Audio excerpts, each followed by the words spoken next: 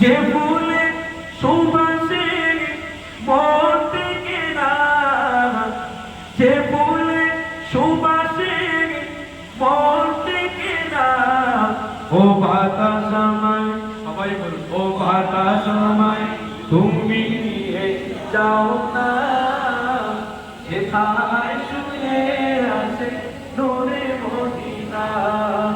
ও বাতাস আমায় তুমি নিয়ে যাও না, যেথায় শুয়ে আছে নূরে মদিনা।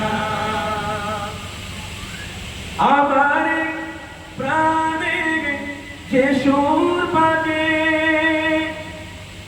আমার প্রাণে যে সুর বাজে, রাসূল শুয়ে আছে যে আমেনে, রাসূল শুয়ে আছে যে আমেনে, সেথায় তুমি আমায় নিয়ে চলো না, যেথায় নবী আছে দোনো জাহানের বাদশাহ। সুবহানাল্লাহ। ও বাতাস আমায় তুমি নিয়ে যাও না, যেথায় শুয়ে আছে নূরে মদিনা। ও বাতাস আমায় তুমি নিয়ে যাও না, যেথায় শুয়ে আছে নূরে মদিনা। যে ফুলে সুবাসে মন থেকে না, যে ফুলে সুবাসে মন থেকে না, ও বাতাস আমায় তুমি নিয়ে যাও না, যেথায় শুয়ে আছে নূরে মদিনা। মদিনার মাটি মোর হৃদয় খাটি, মদিনার মাটি মোর হৃদয় খাটি, রসুলের খানে যার পরিপাটি, সেই মাটি ছুতে মন হয় দিওয়ানা, সেই মাটি ছুতে মন হয় দিওয়ানা। ও বাতাস আমায় তুমি নিয়ে যাও না, যেথায় শুয়ে আছে নূরে মদিনা। ও বাতাস আমায় তুমি নিয়ে যাও না, যেথায় শুয়ে আছে নূরে মদিনা। যে ফুলে সুবাসে মন থেকে না, যে ফুলে সুবাসে মন থেকে না, ও বাতাস আমায় তুমি নিয়ে যাও না, যেথায় শুয়ে আছে নূরে মদিনা। আল্লাহুম্মা সাল্লি আলা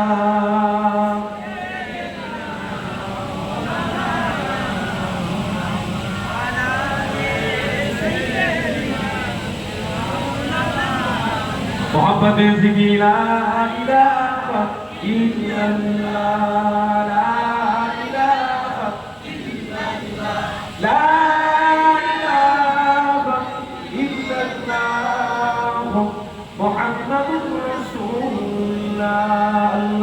আল্লাহুম্মা সাল্লি আলা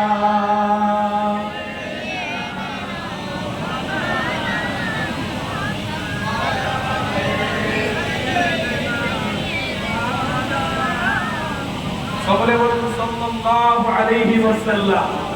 আমার বাপেরা ভাইরা, যে আলোচনাগুলো করেছি এই আলোচনার উপরে আমল করবেন তো ইনশাআল্লাহ? ইনশাআল্লাহ। আল্লাহর কাছে দোয়া চাই আল্লাহ আমল করার শক্তি দান করেন, বলুন আল্লাহুম্মা আমিন।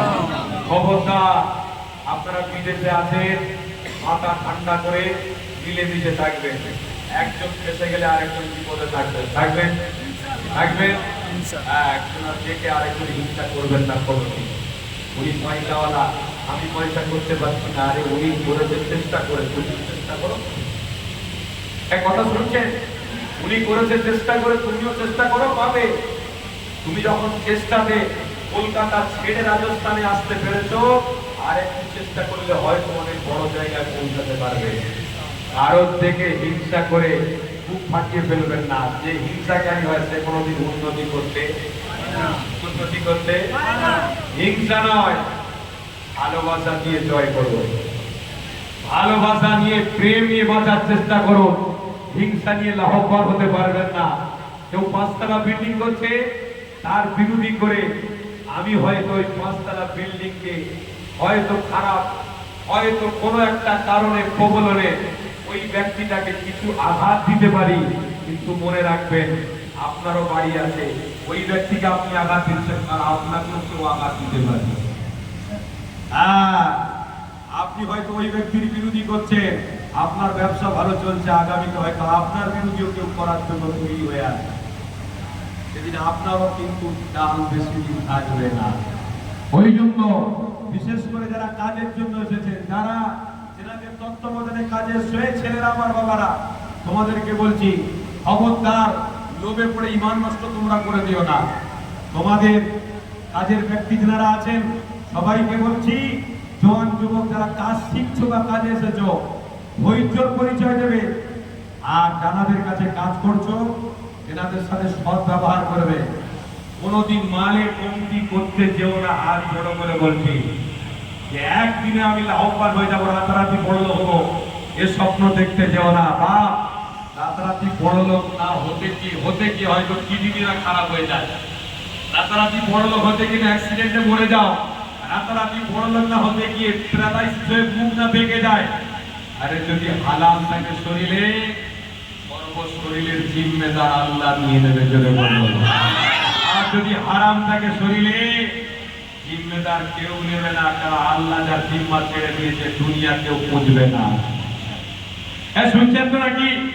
আল্লাহ যার জিম্মা ছেড়ে দেয় দুনিয়া তাকে গ্রহণ করে না, আল্লাহ যার জিম্মা নেয় দুনিয়ার মখলুক তাকে মেনে নেয়। জোরে বলুন। যারা কাজ শিখছো আমার ভাইদের বলছি, মালিকের কাছে আছো, এ মালিক আসল নয়, আল্লাহ হলেন আসল মালিক। সামথিং হয়তো ভালোবাসছি, ঠিক আছে, ভালোবাসো, ন্যায় নীতির সঙ্গে কাজ করো। যদি একটা টাকা ন্যায় নিয়ে কাজ করো, খোদার কসম করে বলছি এই একটা টাকার প্রতিফলন আপনি করে যাওয়ার পরেও আপনার ছেলেরা ভোগ করবে।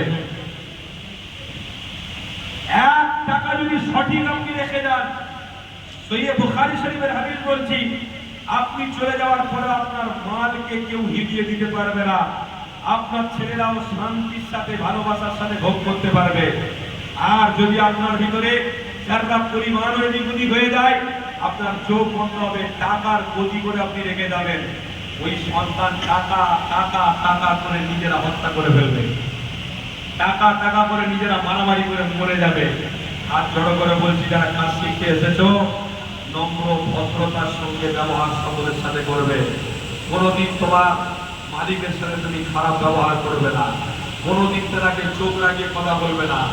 আর যারা পরিমাণ বা কিছু হলেও মূল্যবান জিনিস আমারা হিসেবে ওনার কাছে, ওনারা আমার আপনাকে ফিরত দিয়ে বাড়ি যাবে ফেলে দিয়ে গেলাম, যারা পরিমাণ নিয়ে যাবে না। কেন? এই নিয়ে যাওয়াটা তোমার জন্য যে কত বড় ক্ষতি তুমি জানতে পারো, কত বড় ক্ষতি তুমি জানতে পারো। এই বিষয় নিয়ে আপনাদের অসুবিধা হচ্ছে নাকি? এই বিষয় নিয়ে আমি একজনের কাছ থেকে জেনেছি, বলেছে হুজুর আমাদের কাছে অনেকে আসে, অনেকে জিনিস